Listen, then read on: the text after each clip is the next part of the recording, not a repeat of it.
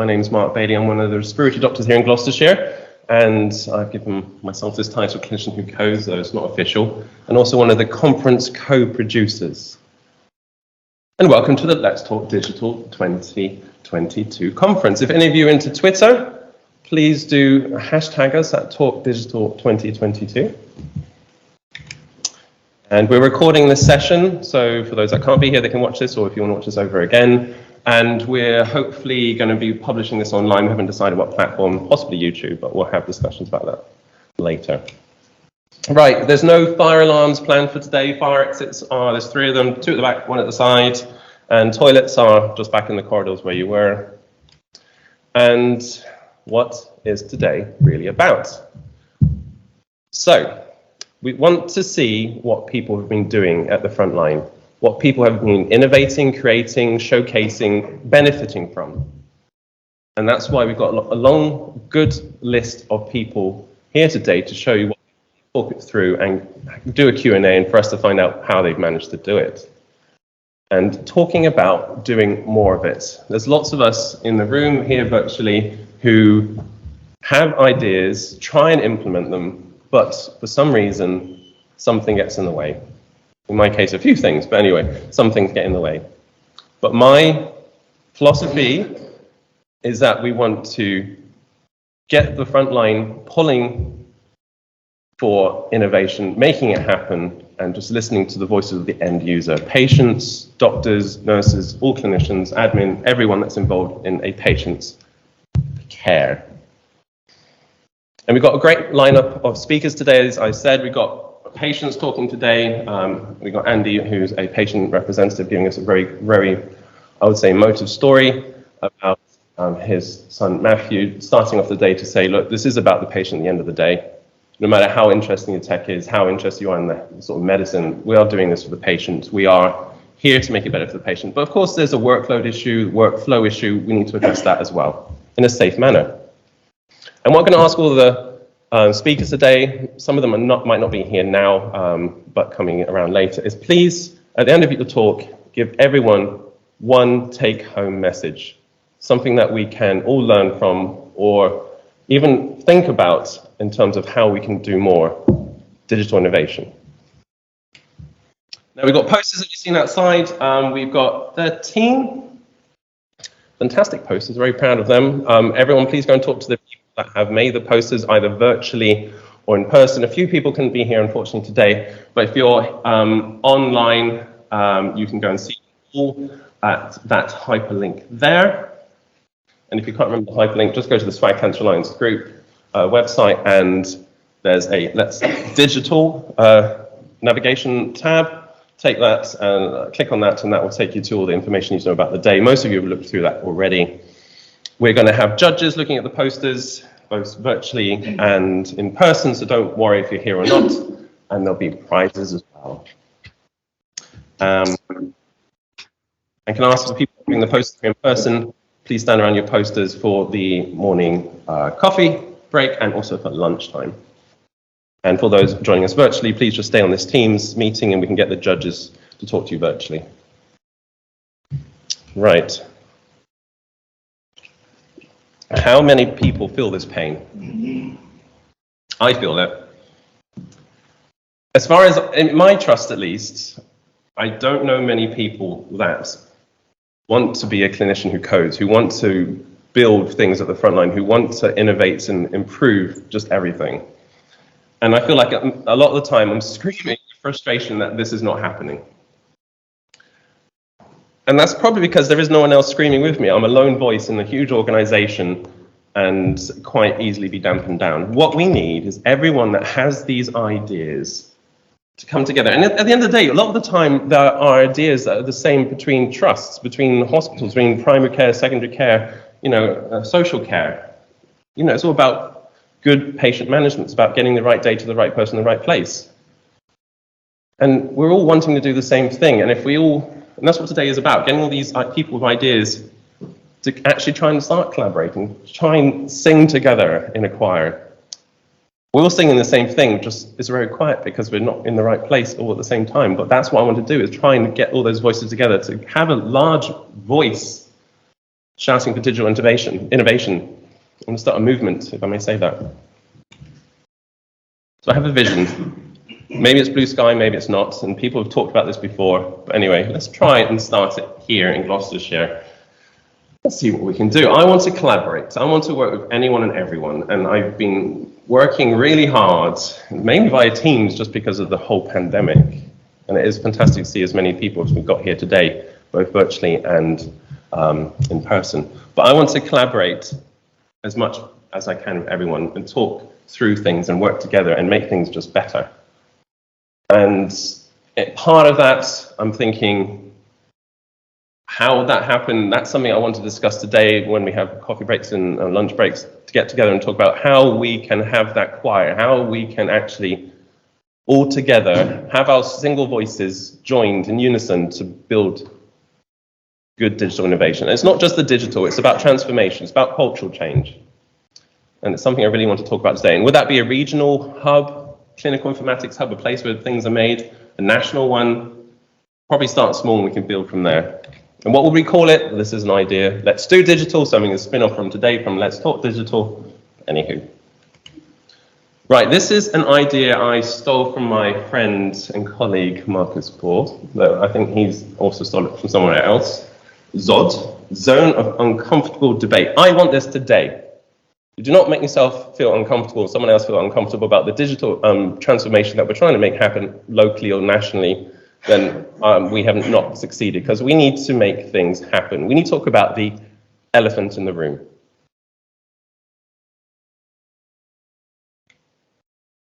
Not the show.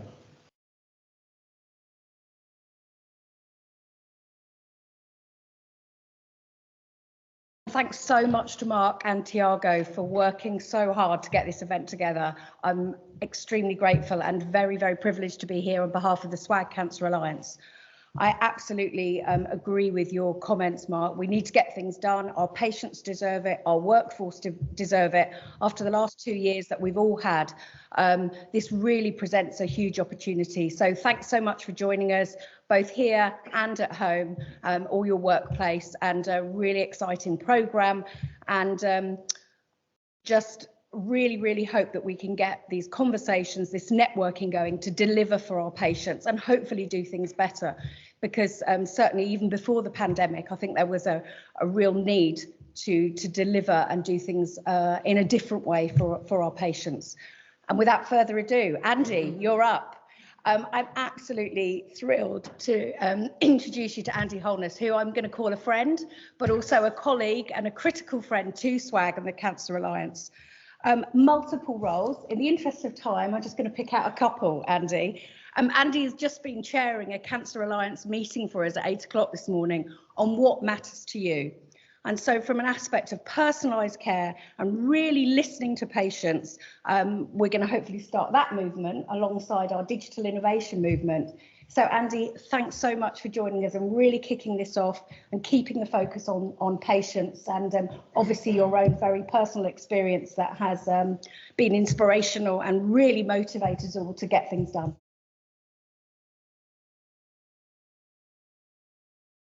Good morning, everyone, and thank you to Mark and Helen for giving me the opportunity to talk at today's Let's Talk Digital conference. So, in my 10-minute slot, I want to tell you just a little bit about my son, Matthew. I'd like to explain what I call the good, the bad and the ugly in relation to his care. I want to pick up on just some of the key takeaways for me around the 17th of February Let's Talk Digital meeting. And then I want to share with you what I see as the way forward and the next steps. So, Matthew, age 7, announced to us he was going to be a doctor. And even at that age, we knew when Matthew said he was going to do something, we knew he would do it. He just finished his second-year finals at medical school when he was diagnosed with a grade 3 brain tumour. He had surgery in Bristol, followed by chemotherapy. He had a year off, and then he went back to do his third year. Partway through his third year, a regular scan identified a regrowth.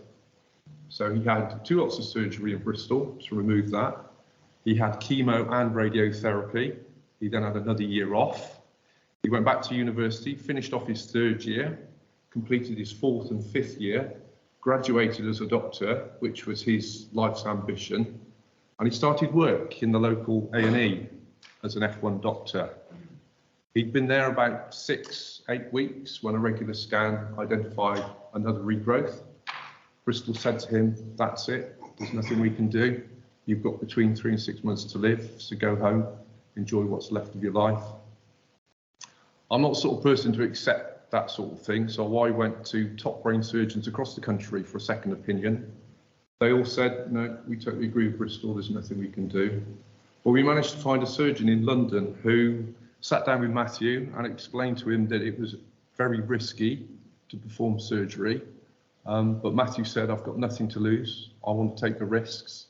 So that surgeon went in the day before Christmas Eve 2015 and took out 99.9% of a brain tumour that everybody else said they couldn't touch. And as Matthew called it, that was his Christmas miracle, because that was without causing Matthew any defects. I think it's worth mentioning at this point, Matthew, everybody who knew him would say he had a maturity and a wisdom beyond his years. I could tell you so many stories of where Matthew sat down with fellow brain tumour patients and he helped them understand what a brain tumour was, the impact it would have, what chemotherapy was all about. He even helped them understand how best to explain brain tumours to their family. And he was sat there with people, he was 20 years old, and he was sat with people who were twice his age, they had families, and he was helping them understand. And at the time, I used to think, why is Matthew having to sit down with these? Why are these people's clinicians, you know, their sort of care staff not explaining these things to them? So anyway, after his surgery in London, he had 6 months of great life.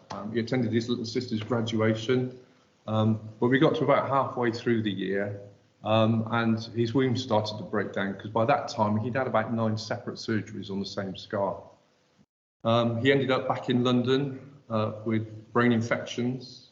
He was on ITU twice. The second time he was on ITU, he was on ITU for about 6 weeks. It got to the point where they said to us, "He's not got long, he's probably got a couple of weeks to live. Where do you want him to die? Do you want him to die in hospital or do you want him at home?" So we said, well, we want to take him home. So London talked to Gloucestershire and arranged a full hospice at home.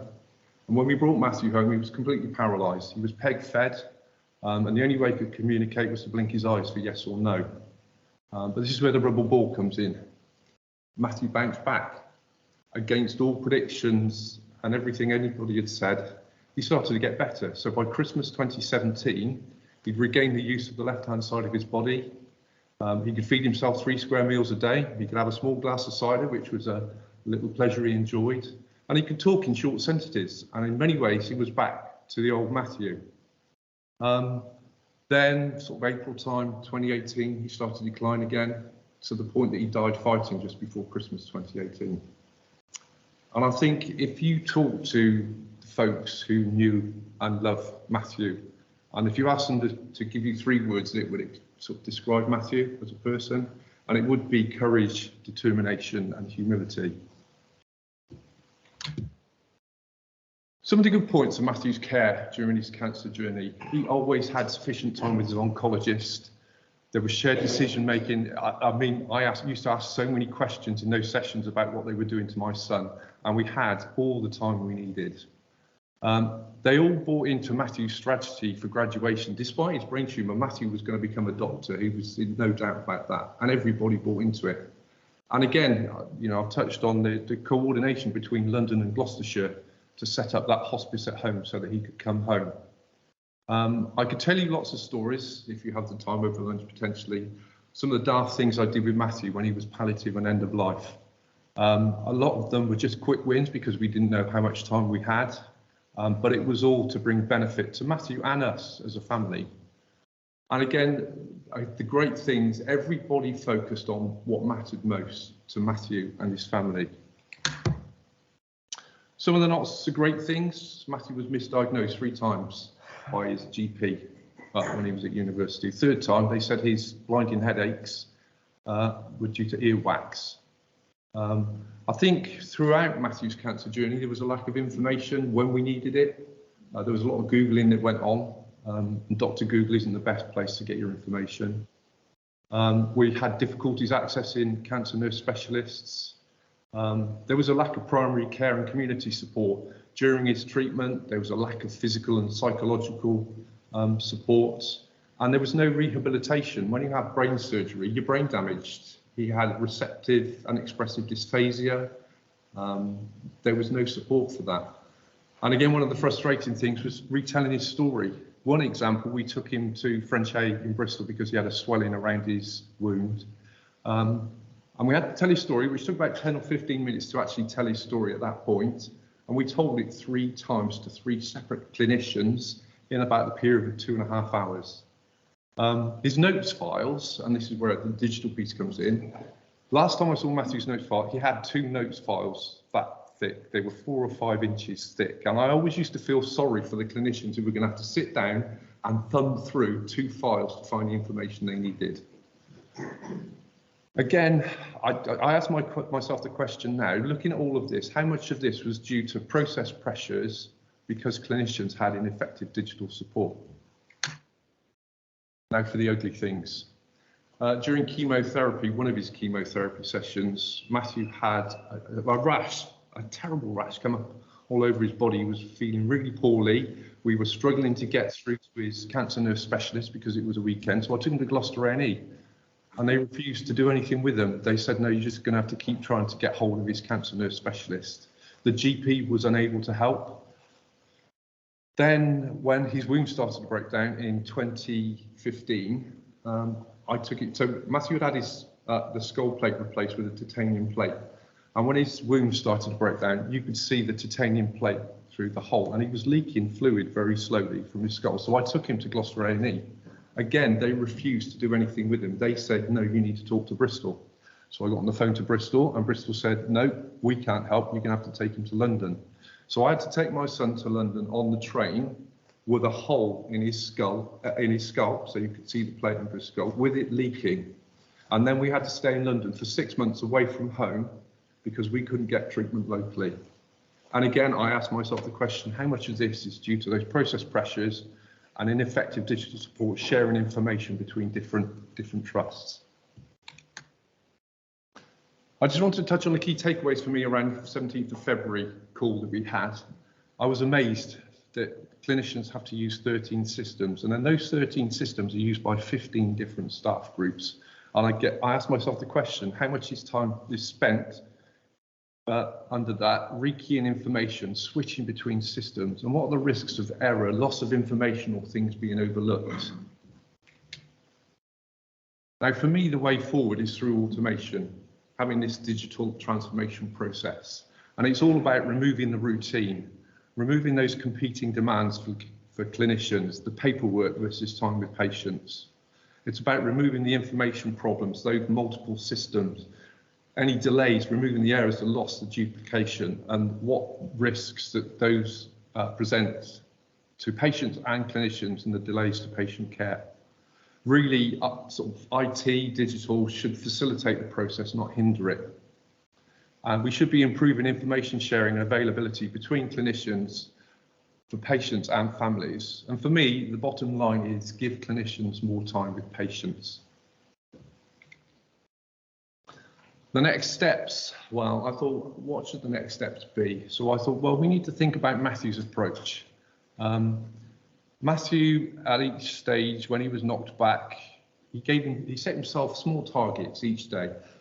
Great example, the first lot of brain surgery he had, again, he was effectively brain damaged. To start with, he couldn't get out of bed, he couldn't talk, but he set himself a goal to walk to the paper shop. So each day, he took small steps, so it was the point where he could actually get out of bed and get into his chair, then he could step up from his chair and walk to the door of the ward, and slowly sort of small steps to get him to where he wanted to be.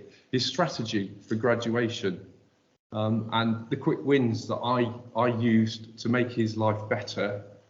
And when it comes to the Gloucestershire digital approach, it's recognising that it's going to be a challenging journey. But again, like Matthew, take small steps. Matthew had a strategy, the digital approach should have a strategy. We should have a roadmap. And think about quick wins for patients and clinicians. The call on the 17th was about the lung pathway, but I think we need to think wider than just lung. And I think we need to think wider than just Gloucestershire.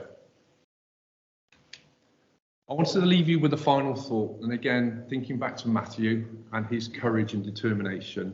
When it comes to the digital transformation, I think we need courage and determination to deliver what matters most to patients and clinicians.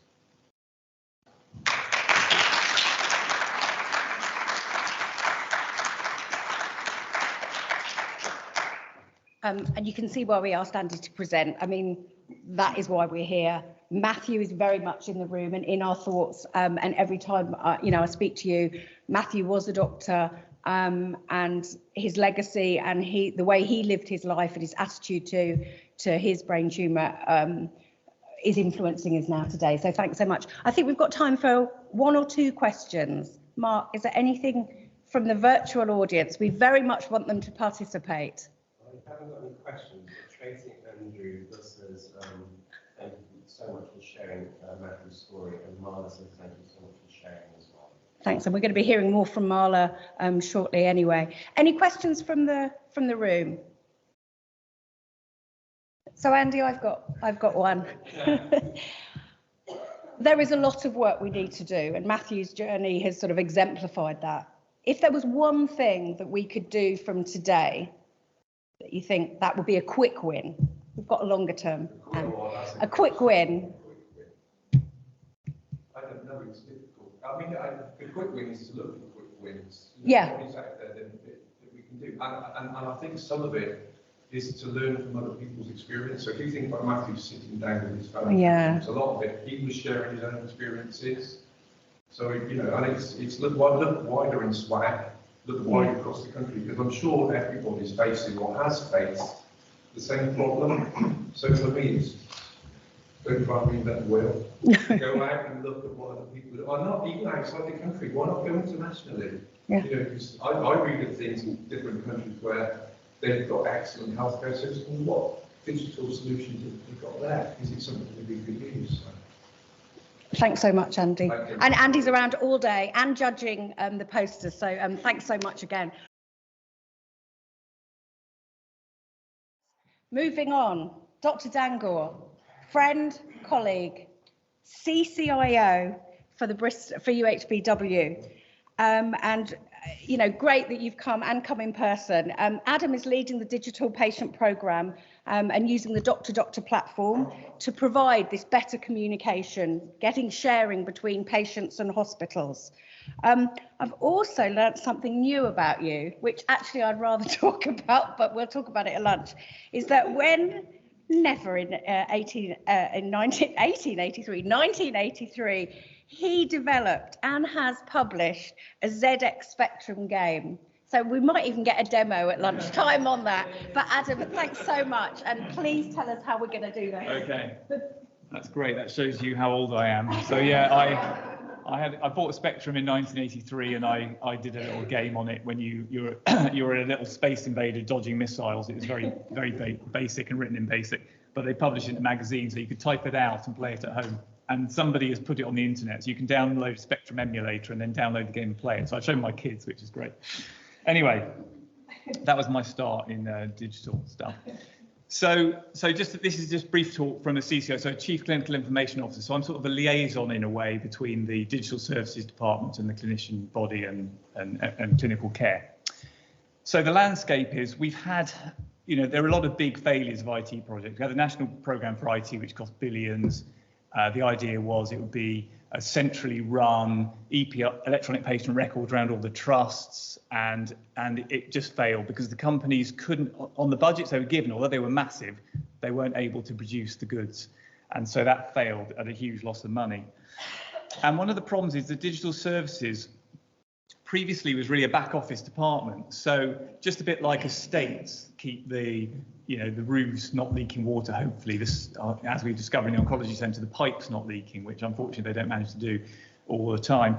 The IT department was just keeping servers running. They were providing computers, making sure the PCs worked so the secretaries could log in and type the letters and things. But they were mainly supporting patient administration systems, which are just very important, but they're keeping the hospital running, as in keeping the patient data up to date, organising clinics. But they're not directly involved with clinical care. And certainly when our PAS system was put in about 10 or 12 years ago, no clinical staff were involved. It was all about the head of finance and the CIO. They put it in. There was no clinical engagement because at that time it was a PAS. It didn't really have much relevance to clinicians. But that PAS has merged into an electronic patient record. And yet the clinicians weren't involved in that either. And the IT department tends in most trusts to report to head of finance. So it's sort of, again, it's slightly removed from the clinical body.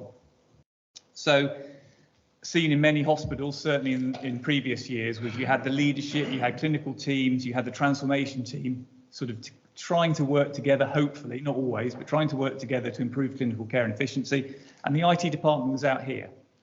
And that's still the case in many trusts. What we need is the IT department coming in, digital services coming in to help us evolve, help us improve services. And that's what we're working towards. So in about, I think it was 2016, Jeremy Hunt was the health minister. He got Rob Wachter in, who's an American physician, very interested in digital. And he wrote a book which is worth looking at, The Digital Doctor. And it sort of talks about health innovation in the States. And it was quite interesting because when the financial crisis hit, one of Obama's sort of stimulations for the economy was to spend loads of money on digitizing healthcare in the States. So masses of money was pumped into the health IT system, which is sort of raised up the companies like Epic and Cerner, which now produce a lot of the electronic patient records. But Robert Wachter was brought to Britain to do to England to do a review of services. And he produced this report, which you can read. And then Jeremy Hunt announced some money for IT. And the sort of project was, we would start to get more clinicians involved in technology. So CCIOs were appointed, people like me, around 2016. So at last, you know, I was always somebody who was interested in the health IT, but like many of us, I was the one, I'd known about it. I'd try and get involved. I'd say this could be working better. But when you're just one of the clinicians, you maybe don't get listened to. So this was an opportunity to get inside the camp to hopefully influence things. And what they did, they gave some money to certain trusts to be the digital exemplars. And the idea was you'd have a few trusts pushing forward, and then they would pull the other trusts along with them through what they learned. It hasn't completely worked, I have to say. We're a global digital exemplar, as they would call rather pretentiously, and we were one at Bristol, and I expect a lot of people working at Bristol wouldn't think we were, but it did allow us to invest some extra money that wouldn't otherwise have happened. It allowed our supplier to get a bit more money to help develop their products.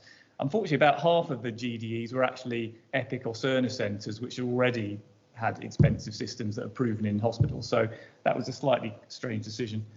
But I've been in lots of meetings where we talk about ICS strategy, we talk about local strategy, and there's a lot of faffing around of, what do we need? And I think most people know what we need. It's pretty bloody obvious. Doctors and nurses, they want to be able to get into the system quickly. You don't want to spend 5 minutes waiting for your computer to boot up and log in. So you want to be authenticated quickly. As Andy says, you want access to patient data instantly and quickly, and it's shared, so that you only enter it once. You want to be able to search that data in a logical way and in different ways for different clinical situations. You want applications that are integrated, so you're not logging into 20 parallel systems. I mean, I remember saying to the IT department when I started CCIO, I would have something like 15 different windows open in clinic with all the different things I needed to work on. You want to be able to enter data quickly and enter it once, so that, like Andy says, you're not repeating, the patients aren't repeating things 3 or 4 times at different parts of the hospital.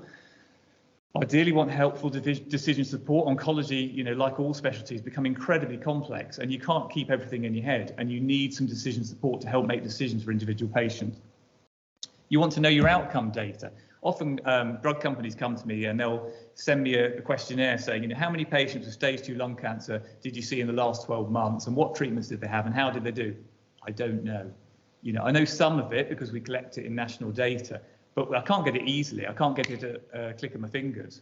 Now, in Manchester, an EPR was developed by one of the radiologists, and they can do that. So they can look back at data from 2 years ago and say, how many of my patients still alive? What treatments did they have? What are my survival figures? Do these compare to national? That's the sort of thing we need.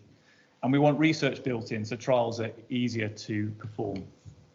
What do patients want? Well, they want clinical staff to know the history. We still have patients who come to clinic and they say, do you know, doctor, I was seen at the other trust in your city last week. And I go, oh, what happened there? What did they say? I've got no idea because they haven't sent me a letter yet. Some of it now we can get on the regional service, but it depends. You know, some of their typing of their letters was 3 months out of date only a year ago, so pretty hopeless. We want organisations to communicate. You do want data security. There is a slight paranoia, as we saw with you might remember the Care Data Initiative, where patient data was going to be shared a bit more, and we had a data initiative to share data around the country. But there was pushback against that because, you know, it gets into the media, people start to worry, there's a bit of paranoia. Is my data going to be sold to a drug company and make lots of money? Well, if it's anonymized data and it's going to lead to drug development, is that such a bad thing? If it's going to make lots of money for the NHS, is it such a bad thing? There is a balance to be had, but you have to bring the public along with you, not thrust it upon them, which has been the mistake sometimes. But you do need control of your data security. You want access, the patients want access to their information. You know, we've got to stop the phone calls when patients ringing up. When's my appointment? It should be easy for them to find out online, and that's what we're working with Doctor in Bristol. They need to be able to see their results. You know, there's a bit of paranoia. Should patients be allowed to see their blood results and scans? Well, they should be. And the head of the Royal College, the last head of the Royal College of Radiologists, was very pro that. You know, there are problems, and maybe there are certain patients with maybe mental health issues or other issues where that might be something that needs to be looked at. But for many patients, I mean, I print out scans and give them the reports. You know, it's their data. We would expect it, if we had a scan, we'd expect to see the report. And they want to be able to access advice online and face-to-face. And convenience and simplicity, of course, it's got to be easy enough to use. And there's this thing about digital exclusion. Not everyone can use systems, but it's surprising how many people can use systems, how many people have smartphones. And if the people who can use those systems and the smartphones and the applications use it, it allows more time to those that can't to get in for their face-to-face appointments and to be helped. What do organisations want? They want patient safety, of course. They want excellent patient care. They want efficient resource use. They want value for money. You want to be able to see what you've done and how you're comparing to your other organisations. You want to be able to analyse your data, and you want the information in real time. And we haven't yet got that really. In some areas now we're having real-time data, like what is the waiting list in that ED department compared to that one, so the ambulance can decide where to go. You know, those sort of things are happening. And I know in Sussex or that's available, and they have an app and they have a dashboard. How busy are the GP surgeries? How busy are the ED departments? Amazingly useful. Can we deliver? Well, 2012, our vision at UHBW was a vision is one which every member of staff have access to the information they need when they need it without having to look for a piece of paper, wait to use a computer, ask the patient again. 2012. 10 years later, are we there? No. So the problem is we're not resourced to deliver. When I met the ex-head of the American Medical Association at a digital conference, and we were chatting about their resources. A trust the size of UHBW in the States, I mean, it's different because they've got billing and all that sort of business, the private side. Almost a third of the staff involved in digital, a third of the staff in a big hospital. I mean, our digital services department's tiny in relation to that. They have 8 whole-time equivalent clinicians of consultant level doing digital. We've got 3 of us with a couple of PAs each. You know, it's just a different ball game. When banks moved to digital, what did? They closed branches, they pivoted completely and put stuff online and spent loads and loads of money on it. They went big time, and that's just doing banking, which actually is relatively straightforward. It's got security, but it's just pushing numbers around. It hasn't got the complexity of medicine. But they really did a massive effort, as the supermarkets do when they move online. You know, which are the successful companies, the ones that have good websites and moved online in a big way? Which are the ones that failed? It's the ones that didn't invest and did it badly. And we're in great danger in the NHS of doing it badly because we just don't invest. And what do they do in the US? Well, as I said, when the economic crisis hit, they spent a hell of a lot of money on it. And even then, it's not perfect, and you see lots of complaints from the American doctors about it. But what does the Digital Services Department have to do?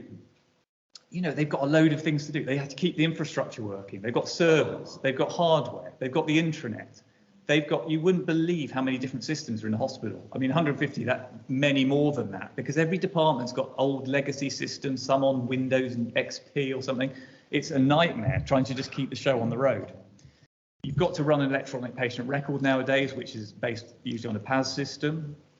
You've got the PACS to share radiology. You've got electronic prescribing, which we haven't got in Bristol yet, but we're hoping to in the next couple of years, and that's essential. They need to provide business intelligence. What is going on in our trust? What's this data? Also, you need to procure new software. So software goes out of date, you've got to re-procure, you've got to have, we're buying a new maternity system in Bristol. That's a big procurement, lots of money, lots of preparation, and then it'll have to be implemented. That's a big challenge. Cybersecurity, that's massive. We've been lucky in Bristol, not had a major breach, but a lot of trusts have.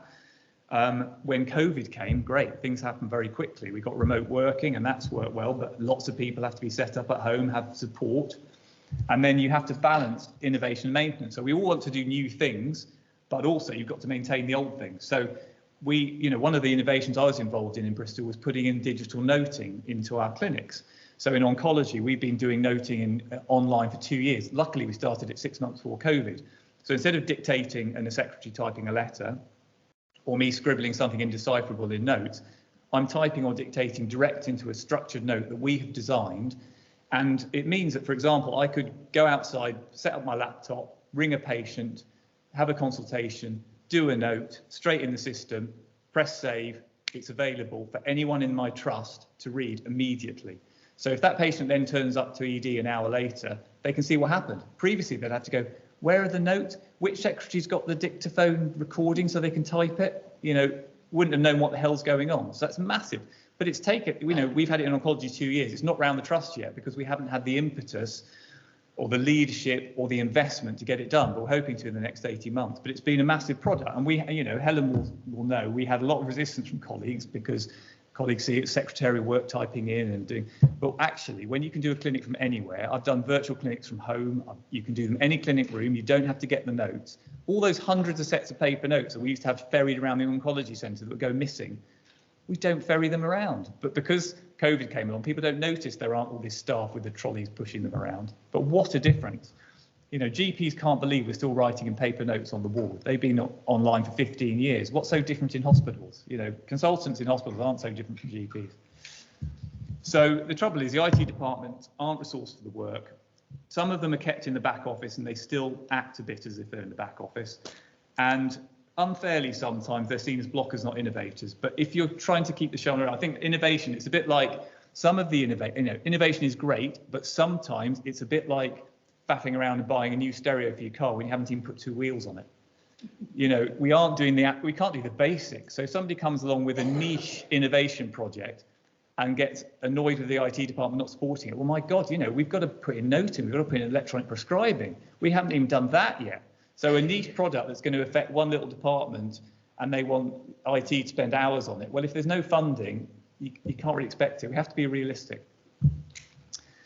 So innovation is hard. There is lots of talent in the NHS. We've got people like Mark who are very intelligent, IT savvy. There's lots of people who have got lots of potential which isn't being utilised. Sometimes we try and bring them in. So with our colleagues in Bristol, we've got some non-savvy people who get involved, but we've got some very savvy people and trying to bring them into the fold to help them work with IT to innovate.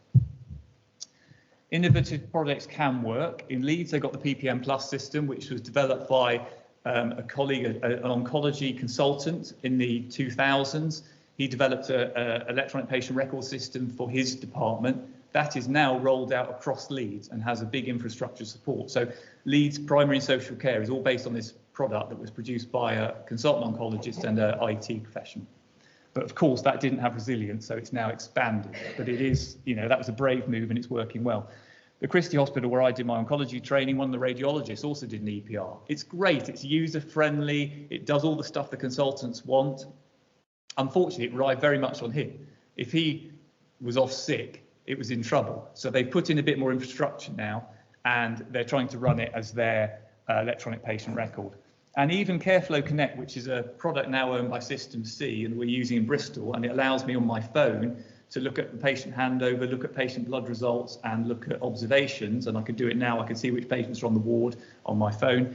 That was developed by 2 junior doctors who were clinicians in Bristol, but are now not clinical and they're working for System C. So innovation can happen. I think it's getting a bit harder because the market has moved on and a lot of big companies are playing in that market, but there is still room for innovation. Equally, a hell of a lot of companies or individuals fail in their projects. I get 2 or 3 emails a week from companies or small groups with innovative products. And the trouble is, it's very difficult to filter what is likely to work, what is not going to work, how does it fit in with our EPR. And so it's a very difficult market, and there are an awful lot of players. You know, every man and his dog thinks they can develop an app. It's not that easy to actually get one that gains traction. And even in oncology, I've been approached by lots of companies who do patient-facing apps. Some of them are really good, user-friendly, but they're sort of in a silo. They don't talk to any other product, and that's partly the problem that NHS innovation needs to get over, that we need to make more open standards so that companies can come in with innovative apps, but they plug into our hospital systems once the hospital systems get good enough. I think the days of access databases are over. You know, you used to have clinicians develop an access database with their patients, they put in data themselves. I mean, I think, you know, it's not particularly safe, it's not robust, it relies on individuals, those sort of things are now going out. And you have to ask, you know, do banks, airlines, or supermarkets run software developed by staff? I mean, you know, as I've shown you in those Leeds and Christie, it can happen. You can have major organisations run with staff-developed software, but we have to be realistic. It has to be safe. It has to have infrastructure. You can't have individuals who might leave, might get sick, and you've got your whole system relying on them. What worries me, clinical engagement is essential. It's hard to achieve. We're all so busy as clinicians. You know, it's really, really busy. There are not enough doctors, not enough nurses, not enough admin staff, and the NHS is under financial pressure. We're battling in our, you know, in our trust. We've got, as an oncologist, we need a new oncology department or expanded. My colleague as CCIO works in intensive care. They need an expansion. But also, we're asking the finance director for more money for digital innovations. We need an EPMA. We need to roll out noting around the trust. We need to move from paper to computers on the ward. But we can't do that without investment, without transformation resources. So it's a battle of getting the money. The NHS is under tremendous pressure. And also, IT is not a short-term solution to all ills. There's this productivity paradox. What that means is people think, oh, you stick in the IT system, we'll get more efficient, save money, treat more patients. Well, it's not that easy. You put the system in, and actually, there's a productivity paradox. Things get a bit slower before they get better. Probably when we put in the noting in oncology, clinics got a little bit slower, and doctors said they saw less patients because it takes a little while to get used to using the system and understand the benefits. And until you've got more data in the system, you know, now, if you see a patient and they've been seen before, it pulls half the data through. So you're only entering the new data. But when you first saw patients on the system, you had to put all that information in. So things will get a little bit worse when you put a new system in before they get better. I'm sure if we bring in electronic prescribing, it'll get a bit slower for a few months, and the trust will be a little less efficient for a few months, hopefully only a few months. But then it will get better as we get to use systems. The other thing, organisations, companies don't often collaborate. As CCIOs, we're trying desperately to collaborate between community, the other trust in our North Bristol Trust and our trust. We're trying to align so that we're doing the same things, we're buying the same software, we're looking at the same products. But unfortunately, organisations in the past didn't work together very well. Hopefully that's going to improve with ICSs. Private companies are reluctant to collaborate. So if you've got a Cerner system and you want to plug in another system from another company, Cerner will say, well, you can do that, but it will cost you £200,000 to develop the interface. And that sort of thing makes it very, very difficult. So we need to encourage standards that allow companies to innovate. So you can use different devices, you can use different software, and it plugs together. So ideas, there's lots of exciting ideas, but delivering them is very hard and usually late. So everything we've done has been much later than we intended to be. You can take, if you're a trust, you can take a slightly easier way out, but it's unbelievably expensive. You just buy a massive American EPR. So, you know, King's College has just got money to buy Cerner, buy Epic, which is the sort of big standard, and it is a very powerful system. It runs a lot of hospitals. UCLH has gone with it. Exeter's gone for it locally, but it's very, very expensive. I mean, UCLH, I think, you know, something like 150 million to put it in. Now that's a huge amount of a hospital's budget, not to mention ongoing running costs. So, you know, the NHS as a whole cannot afford that across the NHS. The whole of Northern Ireland, though, has gone with Epic. So in that way, they're outsourcing in a way. They're saying, right, we can't develop it ourselves. We'll just buy a big product. And the thing is, if you're putting a big product in that costs 150 million, the trust doesn't mess around because, you know, they're going to say, right, how many consultants need to be involved in this project? Well, Epic will actually tell you. They'll say you need that many consultants, you need that many nurses, that many admin staff, and if you don't give us that, we're not putting it in. So they insist. Well, if you buy a cheaper system like we've got, you go, well, we'll allow a couple of CCIOs to have a couple of PAs, and we'll get 2 or 3 nurses, and we do it a bit half-heartedly because it's not such a risk, it's not such an expense. But it shouldn't be seen like that. If you want to put in an EPR, even if it's a slightly cheaper one, you've got to do it properly. We'll know that, Marcus will know that if you have a Cerner system, for example, you can put it in one trust and you get 90% satisfaction. Put it in another trust, 20% satisfaction. It's the same system. I mean, sometimes they haven't bought all the add-ons, but it's partly how well it's been implemented. So implementation is hugely important. As usual, we need a balance. So we need a clear digital strategy for the integrated care systems and the organisations within them. And we need to align the strategy with what clinical and service priorities, not, you know, if it shouldn't be digital services, we can do this, so that's what we're going to do. Or a vendor says, we've got this product, so that you can do that. It should be, what do we need to do? We need to get outpatients off paper onto digital. How are we going to do that? We want our patients to be able to see their clinical appointments and see their letters. How are we going to do that? You want to see what the outcome is and then decide what you need to get. Core system services need to work well. We need to encourage open standards, easy but secure data sharing.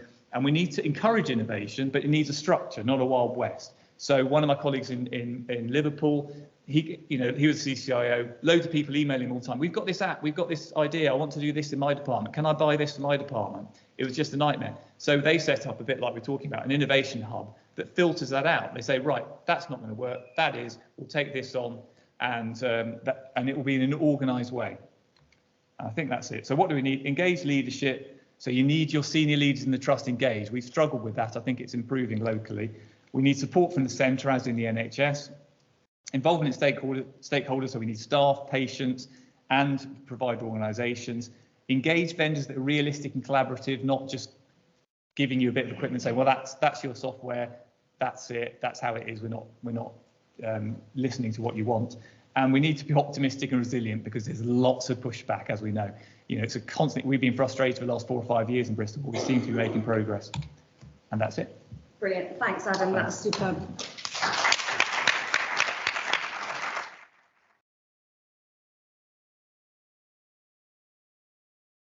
So we have got a bit of an international theme here. Grant originally is from New Zealand. Adam and I both spent time in New Zealand. So great that you've come over to the UK, but you've been here for some time, I hear. Your work is at the University Hospital in Oxford, and you do some academic work taking in research ethics as well, I understand. And you also had a ZX Spectrum. I don't know if it was the same model, but there's a common theme. And you're a passionate believer in the view that the NHS should embrace and encourage frontline digital innovation. So the challenge is really set there. And you've been fighting tooth and nail to really get this going. And how can the NHS and NHS Trust do digital innovation and really support that frontline working for our patients? So delighted you to join us, and thanks for coming from Oxford to present. Thank you very much for this opportunity, Mark, to come and to allow me to talk about my experiences of working at the Coalface. This is a bit of a confessional and some of the lessons that I've learned. So the confessor, well, who am I? I've been ably introduced, but in a nutshell, I'm a computer geek, trained in molecular biology initially, and then did philosophy and ethics and the philosophy of science. So I'm not an IT professional technically, although I work professionally in IT and informatics. What is different about me, I suppose, is that I don't work for corporate. I don't work for the IT department. I work for the Department of Clinical Haematology. I work for the clinicians, the nurses, for my department directly. The advantage of that is I'm very close to the problems and I see them. The disadvantage is that when I want to try and do something, I then have to go and fight corporate IT, corporate informatics. And the other thing to note about me is I'm a generalist. I don't have any particular specialty. I cover a whole branch, which gives me some advantages in that I know broadly what needs to happen and then have to then work out how to do it in detail. So, the confession. You can see me up there, along with two next to me. There is Giovanni and then Natalie. The two people on the end, I don't know who they are. They're part of the awards. So back in 2019, we were nominated for this particular award, and we ended up winning, which was very gratifying and one of the highlights of my career. So the problem we set out to solve was that our chemotherapy scheduling was being done manually. So we have a chemotherapy prescribing system, and people were being scheduled individually on this. But when you have a day treatment unit, the staff needs to know who's coming in, where, and all the rest of it. So in order to keep track of that, what the administrators were doing was maintaining, in true NHS style, an Excel spreadsheet. And there were at least two administrators that were working on it, and I put the lower end of the estimate, but it was between 3/4 of the full-time equivalent administrator's post and up to about maybe 1.5, because it was taking so much time. And like any Excel kind of process, it was time-consuming, error-prone, and things went wrong. Anyway, the team heard that I could talk to our chemotherapy prescribing system, which I'd spent years beating my head against the wall trying to get access, and finally I did, and said, can you kind of help us collate all our chemotherapy scheduling? And I went, yeah, I can do that. So, in trying to be a good corporate citizen, I went to our informatics department and said, oh, well, you've got this Tableau. Could we just use your reporting system to be able to pull the data and then present it so that people can have this visibility around their scheduling? And they said, no, this is an operational thing. We don't do operational. We just get the higher metrics. And then my view was, fudge that, but less polite.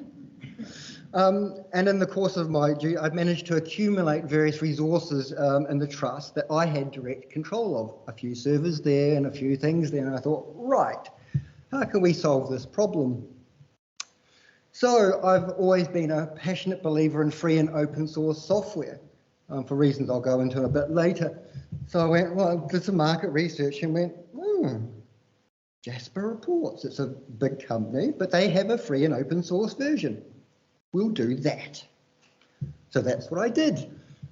Installed it on one of my servers and then developed the query to talk to our back-end chemotherapy. So it's probably about 200 or 300 lines. Tested it, validated it, and then reduced the time for collating the schedule from, as I said, between 3/4 full-time equivalent, a couple of administrators, to I think it was 2 to 3 seconds on a slow day. So you can well imagine that the chemotherapy administrators were really delighted. And the way I wrote the report, not a particularly sophisticated UI, but how the data came out gave the complete visibility about who's coming in, when, and what was missing. So you could go along, if there's a blank thing on the corner, they could keep running the report and go, oh, Dr. Jones hasn't prescribed this. We better go and get Dr. Jones to go and prescribe this. And then it will kind of show up that Dr. Jones, and any particular messages would then show up. So that was the solution. And everyone was delighted with it. Some of the lessons that some of the things that we did, we developed iteratively, we tested, we did parallel operating, and then we switched. And I think one of the greatest compliments came from the head of the DTU department. She said to me, one of the things that impressed me about the solution, Grant, is that when you switched over, nothing happened. It was completely flawless because we had tested. There was no complaints, there was no, this doesn't work, it just worked. And that was, as I said, one of the highlights.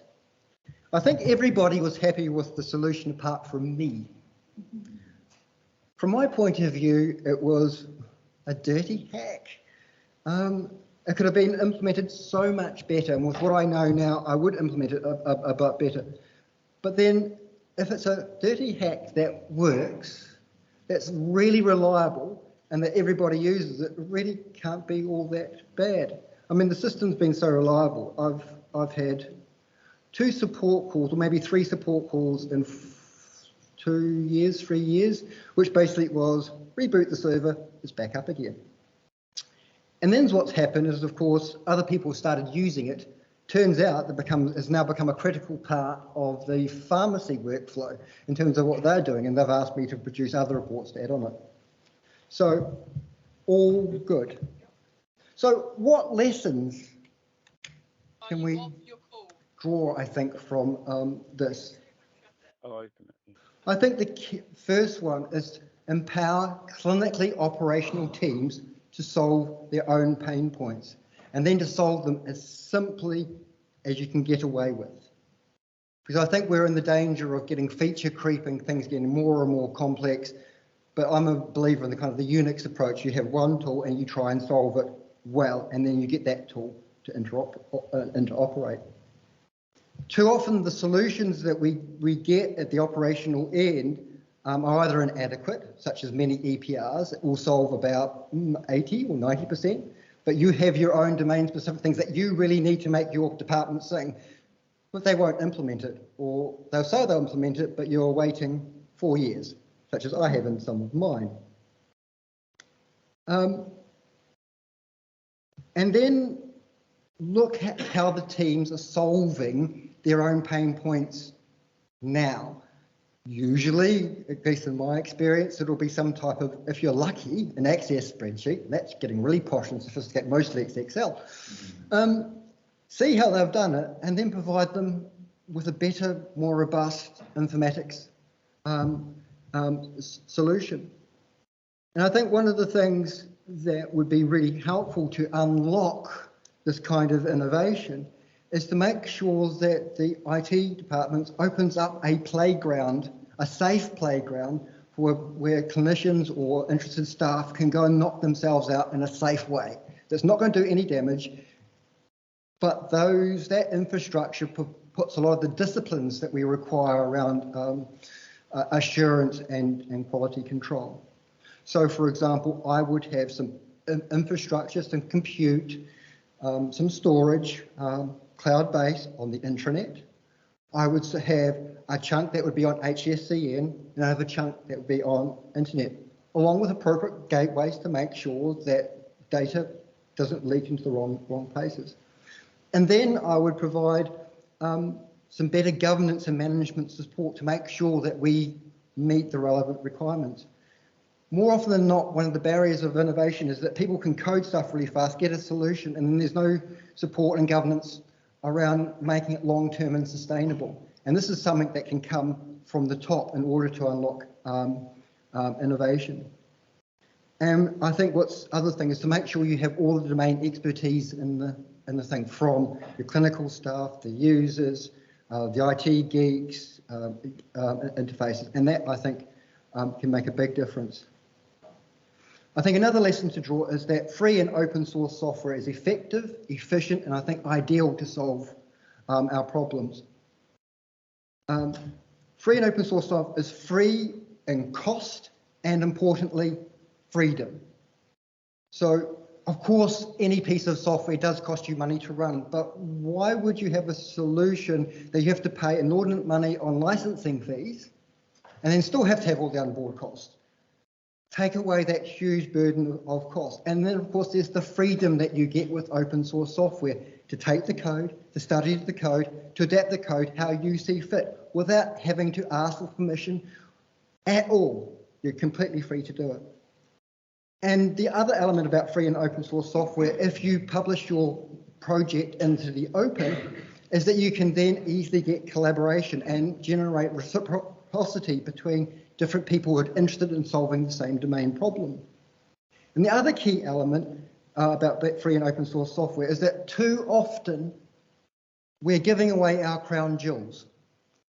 We co-develop a lot of solutions with third parties and give all our time and energy to make it suitable for us, but they own the IP, they control it, and we have to go begging to them to make the changes. If we have free and open source software under the relevant licenses, nobody can do that, and we keep control. And I think the other thing around that, about any solution, I think it's one of the reasons why we won the award, is that whatever you do, test and validate the solution with you. Make sure that it runs, do your parallel running in terms of your transformation, and then deeply empathize with your users. One of the reasons my solution works so well is it fits closely with how the teams work in terms of their natural way. And there wasn't much of a cognitive jump in order to use the solution. They were familiar with it. They could go immediately. Did anybody have to be trained on it? No, it was completely obvious. Click, click, we have our report. So this is, I think, really important. Too often we have this disruption which kind of makes people, there's masses of training and then it interrupts flow. We can do innovation that we can iteratively take people, match their workflows, and then move slowly towards a better way of working.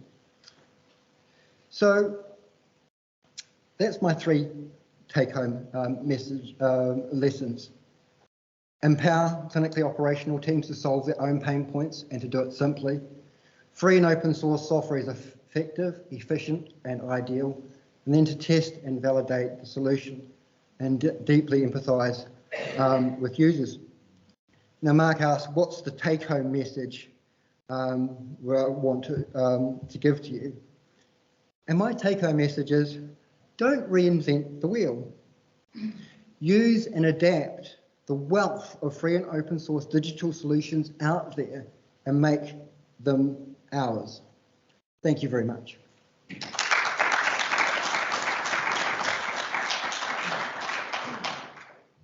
Thanks, Grant. Absolutely fantastic. And you can easily see why you won that award. And if you can clone and come to Bristol, we'd love to have you. I think we've got some questions. Mark, there was one from the virtual audience. Virtual, great. I'm probably going to have to just limit it to one time. But Catherine Zolman says, why is everyone having to reinvent the same wheels? Surely this is one of the potential advantages of having one national health service. Then these great ideas and solutions could be applied to areas that nobody has tackled yet. What are the barriers to disseminating best practice? So,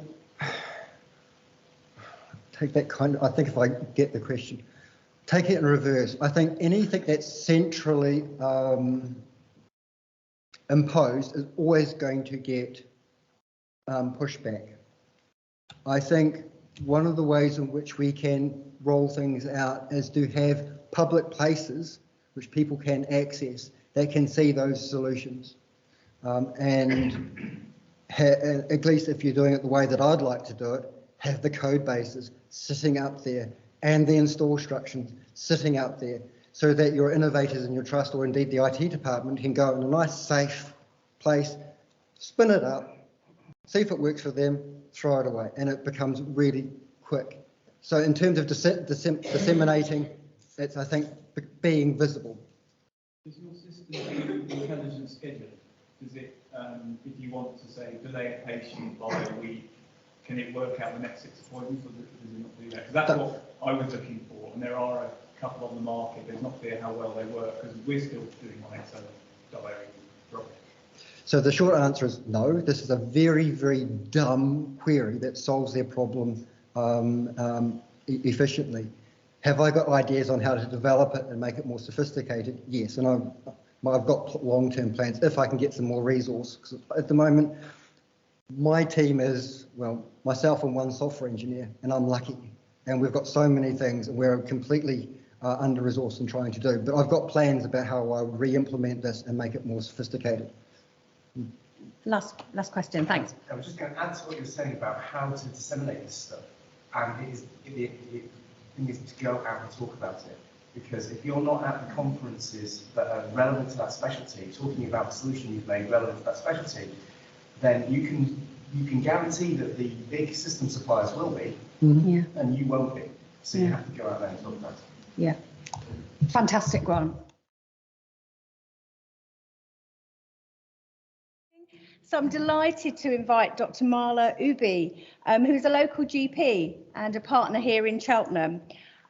Really fascinating bio, which you can look at all the bios by the way online.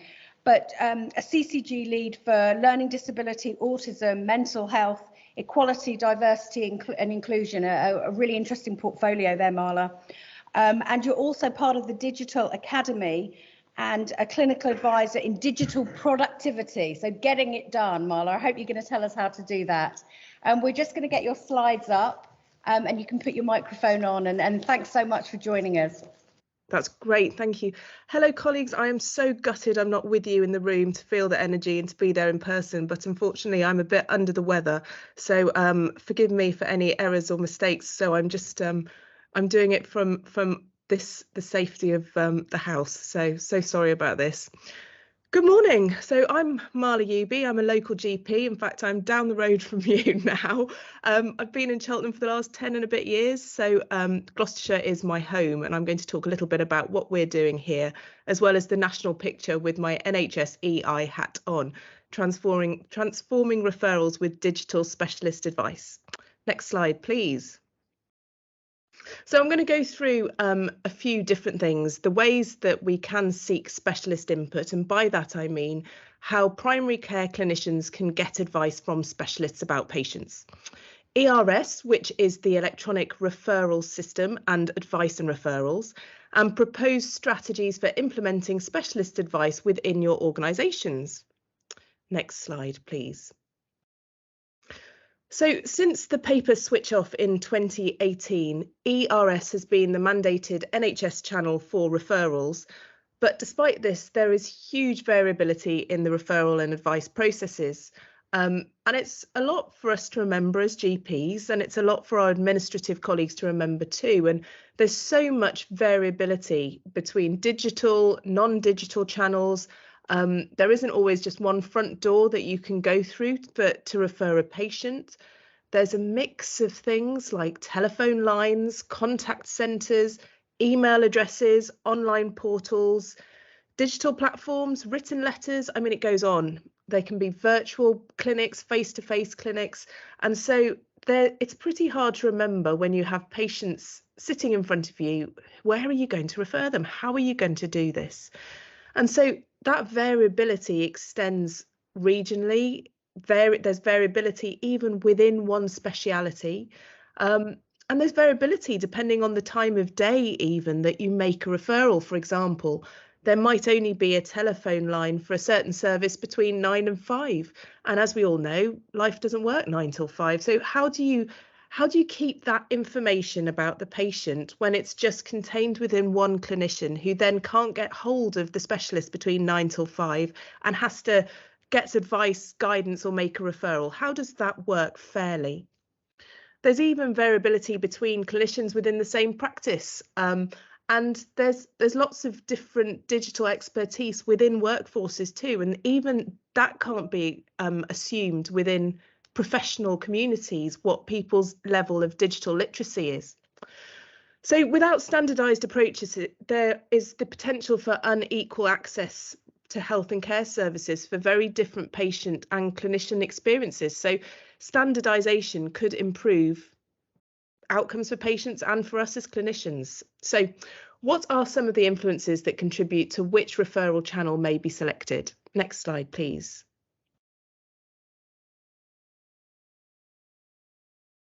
Thank you. So there are different routes that primary care teams can access specialist advice through, and there are different factors. Patient factors, of course, the patient may choose. They may have some reasonable adjustments that means one modality is better than another. Clinical urgency, age of the patient, clinical speciality, all these different things. Time of day, so temporal factors. General practice is a real hybrid. We have lots of portfolio clinicians. Many people have different jobs, work different shifts in and out of hours. And so temporal factors are a big consideration. Clinician factors, quality of the referral and advice channel. It may be easier to refer through a telephone line or a digital line than have a conversation with somebody else. I mean, there's lots and lots of reasons why you might choose something, depending on competing factors of the day. Even the knowledge of local processes varies amongst colleagues, and locum GPs, for example, those are GPs who don't work in the same surgery every single day, but might go round to different surgeries. They might not know who the local cardiologist is and may not have that relationship. And that could mean a different standard of care for the patient. So all this comes back to how does this affect the patient and what service can they access? There's also organisational factors as well, such as infrastructure resources. And this, I mean, people gloss over this, but this is a real issue. Just basic things like internet speed, getting a phone line, phone reception, administrative support. These are basic, but you will all feel this in your day-to-day life. And obviously there's organisational cultural issues and alignment with regional referral strategies. Next slide, please. So how could widespread digital transformation around advice and guidance improve quality? So there is the potential for better and more equitable patient and clinician experience. Certainly in my own experience, being able to add value to patients' care journeys quickly through supportive advice and guidance from a specialist digitally is a huge positive, especially when comparing that patient sitting on a waiting list to have a consultation for weeks, potentially with no value being added to their care for weeks or months. And of course, there's a benefit to us clinicians. You know, using a digital platform such as ERS for advice and guidance means that we're not constrained by opening hours, working patterns, staff shortages. The digital platform could also provide improved visibility of capacity and demand, improved control and utilisation of clinical capacity, and better patient and clinician visibility of the care journey, which could also be more readily auditable compared with non-digital advice and referral methods. And moving forwards, which is important as we expand, extend, and even sort of grow our primary care networks and our colleagues that are working within them, this could facilitate better referrals between other NHS settings. Really critical when we're thinking holistically of the diverse health and care services that our patients require. Next slide, please.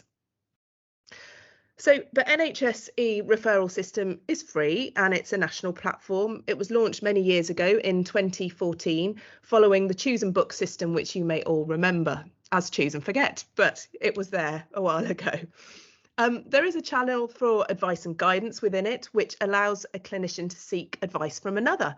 And they have a digital communication between two clinicians, the requesting clinician, and then the provider of the service, the responding clinician.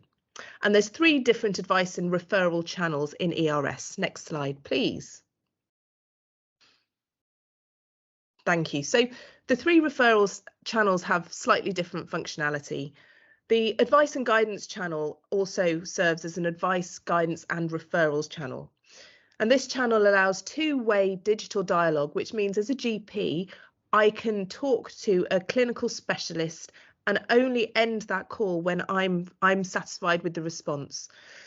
A benefit of this as well is that the provider can convert an authorised advice and guidance request to an appointment and provide interim advice to the GP, so you can support patients on waiting lists.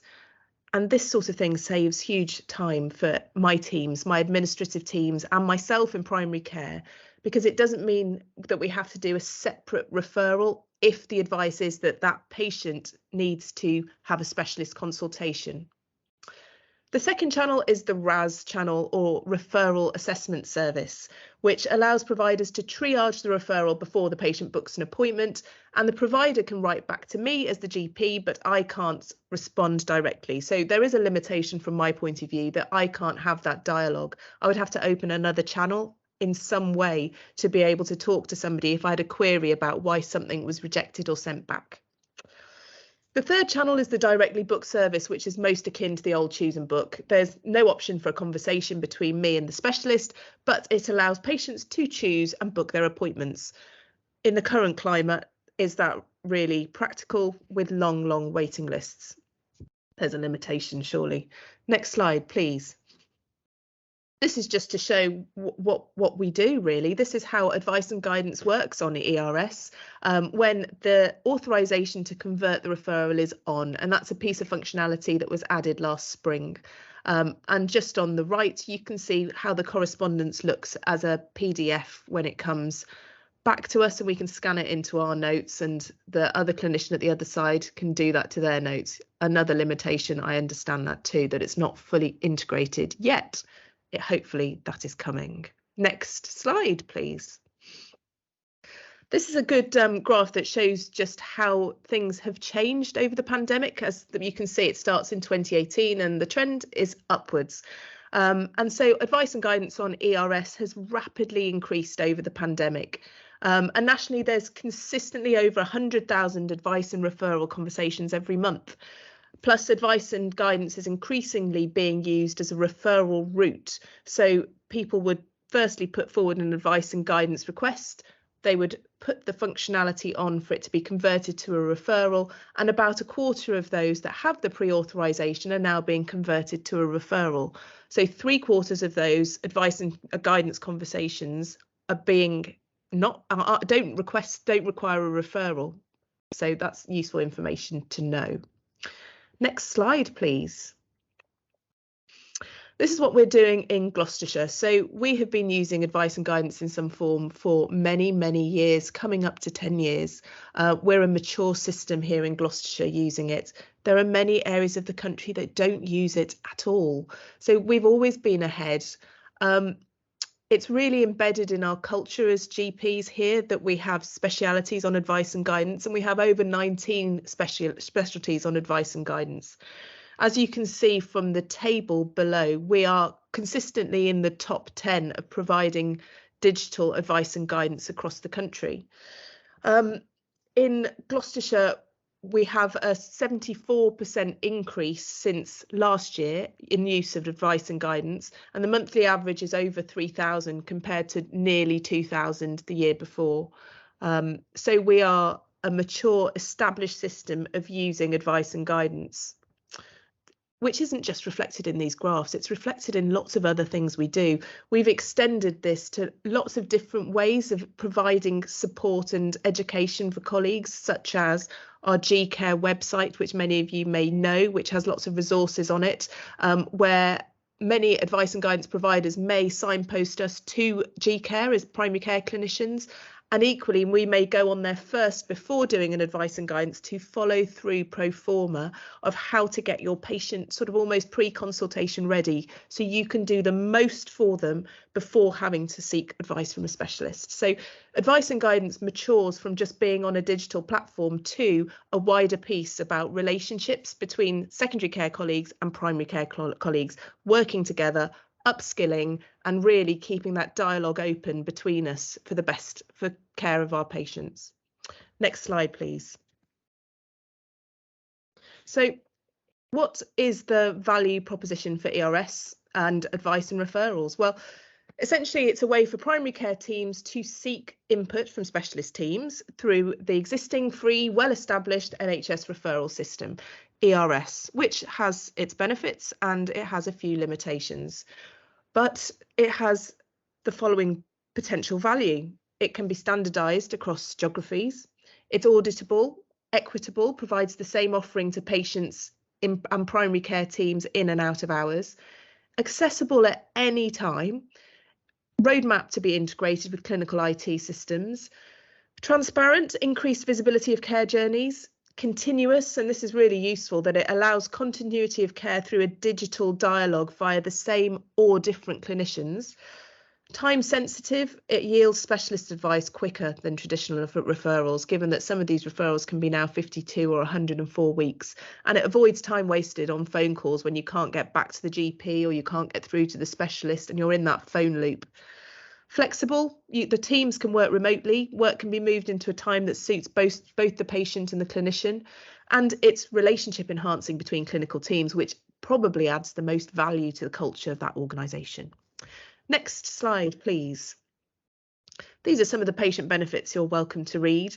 Certainly as a clinician here in Gloucestershire using advice and guidance, it's part of my everyday general practice, and the sort of clinical relationships you form with specialists just forge that closeness, that professional closeness that helps you to provide care that is more joined up and is more patient-centred and strengthens the organisational culture. Next slide, please. So this slide is just our strategy in NHS EI Transformation Directorate. So this is part of our digital productivity on the ERS programme, and it's three main areas: the enhance, extend and evolve. And the enhance is to let's do what we can with the system we have now and let's make it as good as we can make it. And so we have various initiatives that we are putting forward. The extend is extending it to other care settings. At the moment, I'm the lead for mental health, trying to see whether the functionality suits mental health, whether we are able to roll this out nationally and scale it, or whether there are differences and complexities that need to be taken into account. Only a quarter of mental health trusts use ERS, for example, compared with 95% of acute trusts. Next slide, please. ERS has lots of system-wide impacts on elective recovery, integrated care system development, and empowering patients in line with the long-term plan. And it's been specifically mentioned in operation and planning guidance and in various speeches by those in the top leadership positions as being a route out of the COVID backlog and elective recovery. Next slide, please. And as I've just said, the strategy for ERS does align with the 22-23 priorities, operational and planning guidance, specifically the ambition for ERS to become an any-to-any health sector triage, referral and booking system. And we now have mandated targets for advice and guidance to deliver 16 specialist advice requests per 100 outpatient first attendances by March 2023. So these may be incentives for healthcare professionals to use some form of digital advice if they're not already. Next slide, please. Lots of potential returns on investment, time saved and value added for patients, educational upskilling of primary care teams, enhanced relationships between clinicians, increased capacity through flexible working solutions to meet the demands of waiting list backlogs, and reduction in carbon footprint from unnecessary outpatient attendances. Next slide, please. Delivering a net zero health service has innovation listed as one of the early steps to decarbonise, as you can see, number 4. And we have regional colleagues actually researching the benefits of using specialist advice on digital platforms such as ERS, where clinically appropriate, to ensure that patients have the right consultation at the right time, with the right person in the right place, through the right modality. Next slide, thank you. So if you are thinking of implementing some sort of digital specialist advice, what is this? I mean, this isn't technology in reality, even though this is a technical conference. This is absolutely a piece on relationships and how clinical teams can work together, and especially without having a joined up care record between primary and secondary care, having some sort of joined up dialogue and a mentality where you work together for the health of that patient is a really strong factor for why you need to do this. This is my view. Firstly, it's important to understand the opportunity, scoping the current landscape of what you've got, the opportunities for quality improvement, who the key stakeholders are. All the research shows that clinical champions are key. Clinicians are absolutely key to implementing this. Secondly, next slide, thank you. To mobilise and implement, there are loads of ways to do this and you'll have to change it for your system. But the critical success factor is having engagement from referring and providing clinicians throughout the process. And this might be through action plans, task and finish groups. Basically, what I think about is, even though this is a top-down approach, so there's sort of national incentives to roll out digital advice and guidance, digital specialist advice, digital referrals. How can regional organisations middle out this top-down approach? How can we in Gloucestershire, for example, have autonomy over these sorts of systems to ensure that we make them work for our local population, for our ways of working and for our clinicians? And that is the challenge, really, because one size doesn't fit all, otherwise everyone would be using this platform. Next slide, please. Thirdly, to evaluate and monitor all the time, beginning, middle, end, as when you do it, before you implement, during implementation, after implementation, really helps to do this non-linearly so that you can see how you're doing and the data can help further iterations of the service that you're providing. Final slide is just to say, if anybody wants any more support, I know I've done an incredibly quick overview given the time and the restraints of everything, so I'm so sorry and apologies if I stumbled over anything, but thank you for listening. No, perfect.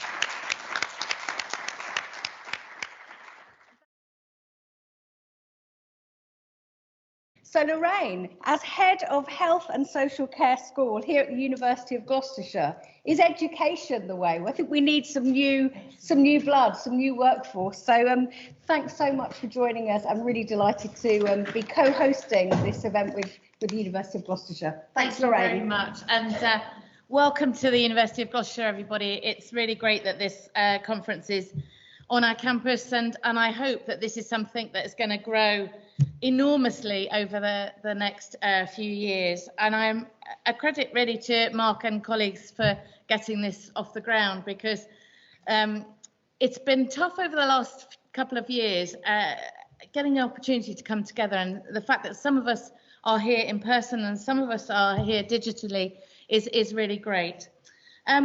I'm going to talk about digital transformation and enabling that with regard to our future workforce, because that is really important to us as a university, and certainly true to my own heart. I think right now the time is right. In terms of the NHS, there are lots of demands and priorities that we know that we've got a finite amount of resources in our NHS, so we've got to use them in the best way possible. And in order to do that, we can't carry on doing the things that we've done in previous years. We've got to move with the times and go forward. So we need to think about, well, how are we going to do that? And in some respects, we've got a few opportunities that have come out of some of the circumstances that we have at the moment, and what will take us forward. Integrated care systems are looming fast. Ours in Gloucestershire takes its form begins in April, starting doing that transition, and by July we will be up and running.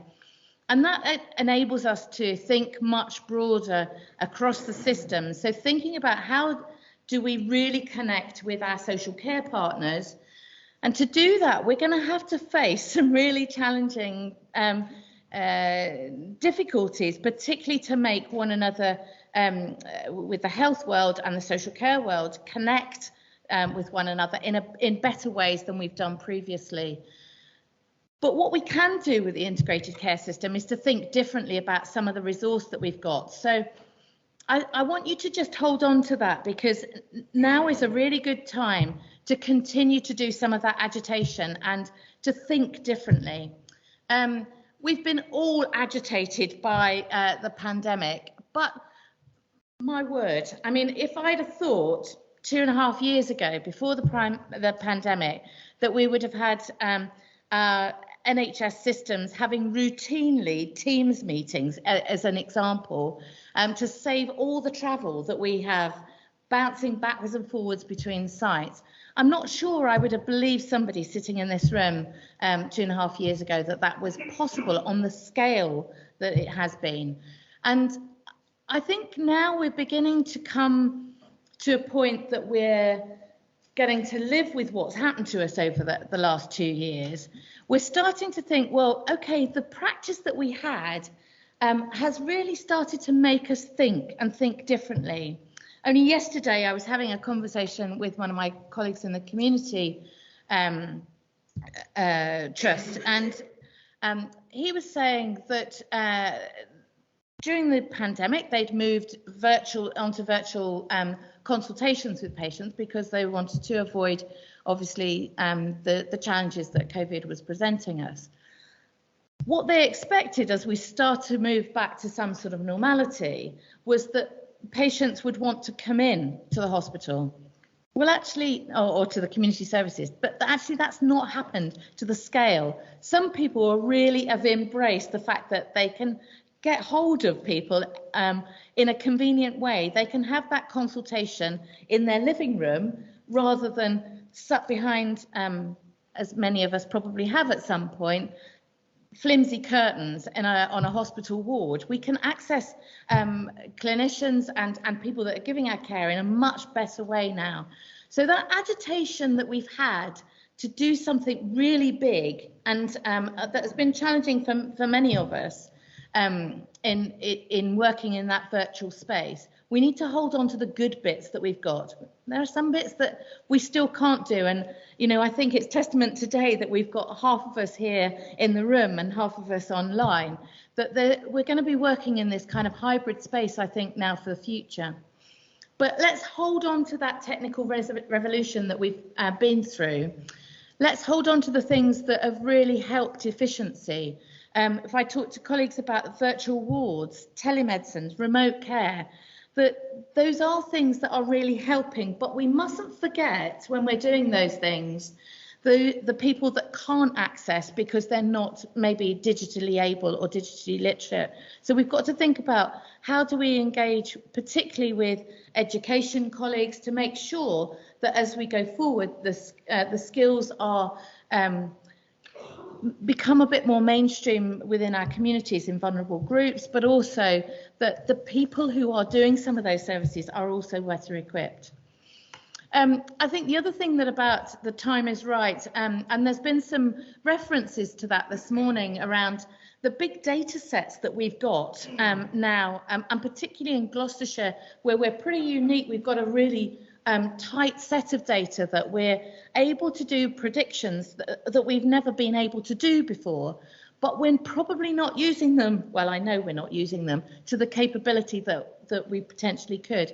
And that goes back to our earlier conversations about the difficulty with regulation, and we've got to get over that. I think we're certainly seeing, but although it's slow, following Brexit, that there is a change and having to think about our own regulations around how we manage data within this country and how we do that data sharing. All of those things are going to be really important, and we have to have those elephant in the room conversations that Mark was talking about earlier. They're absolutely critical, and we've got to move them on really, really fast. But I think what we have got is an appetite for lifting barriers, and that regulation sort of post-Brexit is probably one of the things that we can keep that agitation of our systems that we experience within COVID, to make sure that we've got the right conditions in regulation going forward. So, as I head of School for Health and Social Care, I would be here saying, is our workforce ready? And I think, again, sort of if I had to take myself 2.5 years back, I would say absolutely not. But we're thinking really differently now. And that experience of the pandemic, and certainly having shifted some of the all of the education that we have into the virtual space. As a School of Health and Social Care, we were lucky to have some face-to-face contact with our students. But what we found was things that consequences of that we didn't really realise. The fact that people who perhaps previously wouldn't have engaged in a scenario like this, because you've got teams running along in the background and the ability to ask questions in a more discreet way, people are engaging with things in a very different way. So we've got to understand what that means for our education going forward, but also what it means for people in practice, and how we go forward with designing our undergraduate and postgraduate programmes to equip the workforce of the future is really important. But also there's something about how do we support the people now.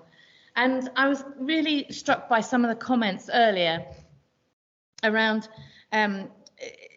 the lack of people that we have in our NHS systems that can enable digital technologies to be rolled out at speed, or in the way that sort of banks, I think, was the example.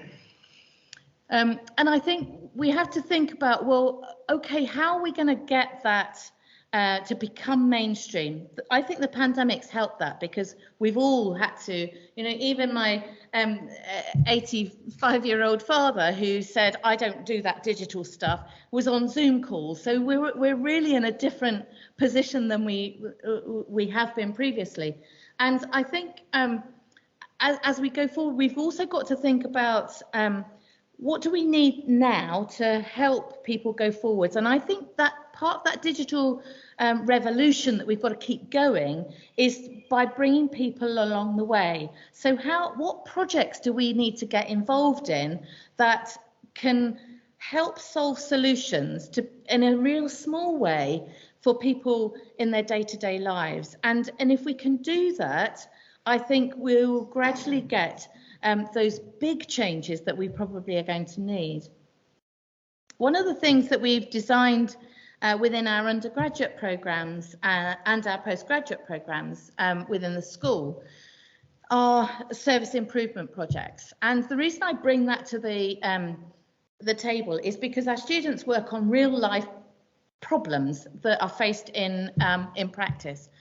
And I think that's really important. So for those people who are clinicians in the room, how do we help you have some manpower to be able to move things forward? Now, that's not to say they'll start and change the world, but if they can help you by understanding a bit of what you're doing, collecting some data, maybe doing a literature review, all of those things might help you in focusing on the things that create that creative thinking space. And Mark and I have been having a number of conversations where I can feel the frustration because things don't move forward at speed.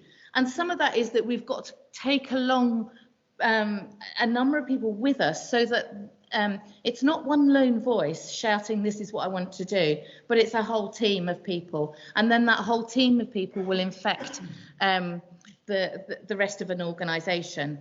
And I say that really from a position of where we've come from as a School of Health and Social Care. For those who don't know us here, we really only started as a school in 2016. And now we have really solid platform of allied health professionals and nursing and social work students and staff forming quite a community. And what we've been able to do is really agitate the university as well in terms of as we've grown, because there's more of us. We keep coming back on that with the same challenges or the same things that we want to change. I think in terms of what are the things that we also need to think about is through those programs that there are digital technologies engaged in that. And certainly our occupational therapy program, which is about to be validated, has a module around that innovation and enabling technology to think about how do we help people with living with various different health problems to cope with their day-to-day life. If we can build that in early, those people who will graduate with some of that knowledge in their toolkit don't start from a position of having to learn it on the job. They've already got some things in their toolkit to help. We've got Generation Z, who are those, I was reading somewhere that they're described as the digital natives. They've grown up with the internet, the portable devices, the things, they've got higher expectations than perhaps, well, certainly I had when I first qualified. But what that means to us, I think, is that we need to help the people who didn't grow up with that within our systems to be able to cope with it. The other bit we've got to work out is how do we fund the shifting from working in a way that is not able to be on a tablet or on a phone? How do we fund that transition? And what are the expectations and what are the risks around that? We need to keep having those conversations. But I think the other bit that is really important is that we have opportunity and time to think and challenge. And I think that's really hard in a, certainly my own experience prior to moving into education as a specialist nurse working in palliative care, was really hard to always take yourself away from that patient-facing stuff and think about, well, what time do I really need to make to do something that's going to have a significant difference to others.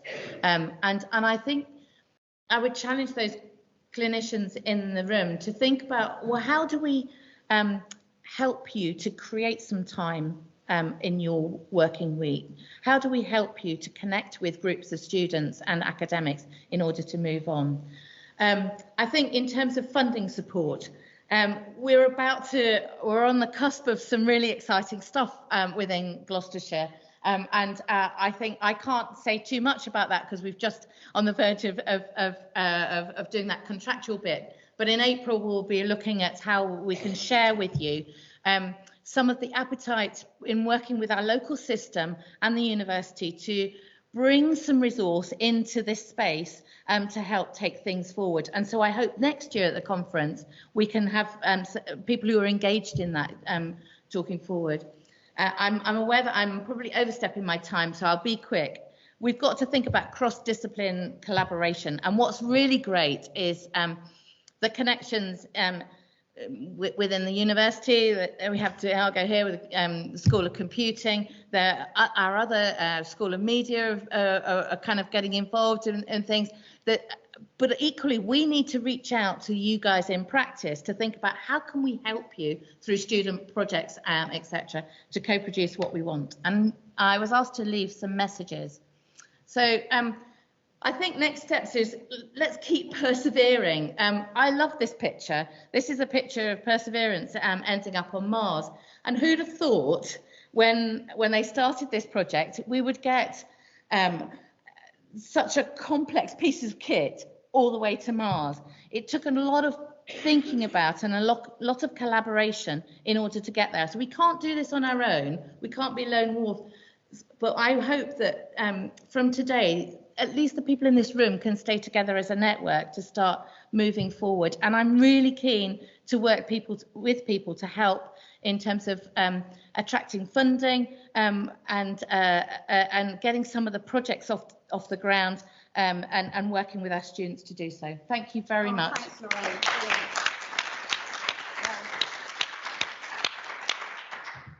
And who knows what we'll be presenting this time next year, Lorraine? Indeed. We're optimistic and with you at the helm, really excited. So it's been an absolute privilege to chair this session this morning. In the interest of time, we're going to break for a quick coffee, lose stop, but we will be starting back promptly at 11 o'clock. We'll get the slides loaded up. And I would just say, in support of what Lorraine said, if any of you've got a chance to talk to Nick and Joe, put your hands up. They are students, computer science, sponsored by SWAG, looking at the lung cancer pathway. And this collaboration is something that's really started with them, and I hope will continue.